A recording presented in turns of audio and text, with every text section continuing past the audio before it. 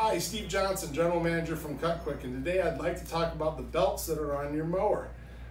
We all talk and understand that the belts need to be in good condition, and often we find out that they're not. Here's a belt that had actually stayed on the mower but flipped 360 degrees, so it was correct at both pulleys but did a complete somersault through the middle. This belt was not doing a very good job. Here we have a belt that just shows some of the normal wear. The surface, the contact surface here at the V is in rough shape. It's deteriorated here on the end. And the belt's very pliable, very soft. This belt was, again, not holding tension and not doing a very good job on the machine. Here we've got a belt that did a 180 and was running with the back side of the belt against the pulleys. The contact surface of the V was not even touching the pulley surface, so we know that this belt was slipping and not doing a very good job either. So we know that bad condition on a belt can cause us problems. But equally important is that we have the proper tension on a belt. Any situation where the belt is slipping, especially under a little bit heavier load of cutting, induces a tremendous amount of heat into the cutter circuit and really can do damage to your hydraulic system, along with the fact that you're just not going to get a very good cut.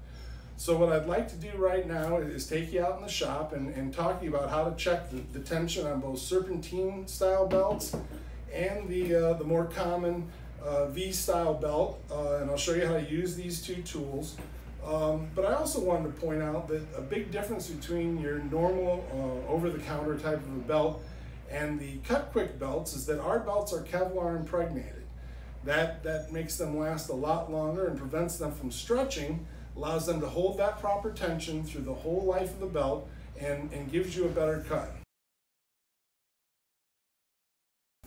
To hook the belt tension gauge onto the belt on your machine, you're going to want the blade to go from these 2 points and be hooked on this hook in the middle there. So we simply come under like that, let it go, and there's how we put it into the belt tensioning gauge. Here we have the belt tension gauge put on a V-belt on one of our Super Slope Masters. The recommended belt tension setting on these are 70 pounds to 110 pounds. I'm right up at the top side of 110, splitting the difference between 120 and 100. And this would be a good spot to start.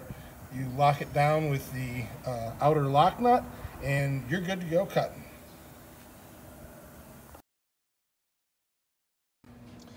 With the serpentine belt, the method for checking tension is a little bit different.